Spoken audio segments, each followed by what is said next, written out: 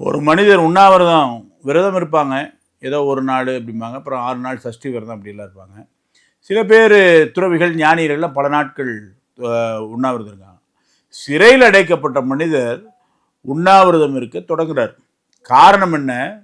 British ஆட்சி காலத்தில் லாகூர் சிறையில் வழங்கப்பட்ட அந்த சிறை கைதிகளுக்கான உடைகள் மிக மிக மோசமாக பல நாட்கள் பல மாதங்கள் துவைக்கப்படாத துணிகளை கொடுக்குறாங்க.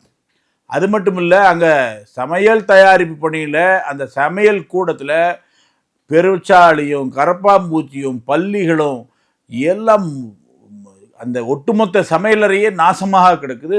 செய்யக்கூடிய உணவும் சுகாதாரமாக இல்லை.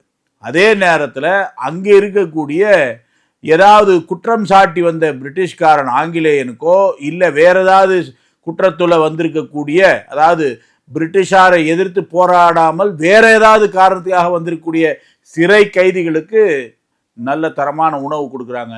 ஆனால் சுதந்திரத்திற்காக போராடிய அரசியல் ரீதியான சிறை கைதிகளுக்கு, சிறைவாசிகளுக்கு மிக மோசமான உணவு வழங்கப்படுகிறதுன்னு உண்ணாவிரதம் இருந்தார். 63 நாட்கள் 63 நாட்கள் உண்ணாவிரதம் இருந்து அவருடைய அந்த உயிரானது அவருடைய உடலை விட்டு பிரிகிறது.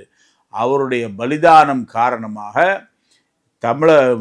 நாடு முழுக்க, லாகூர் சிறை மட்டும் இல்லாமல் பிரிட்டிஷ் ஆட்சி காலத்தில் அத்தனை சிறைகளிலையும் இந்த உணவுனுடைய இதில் மாற்றங்கள் ஏற்பட்டதுக்கு காரணம் ஜதீந்திரநாத் தாஸ்.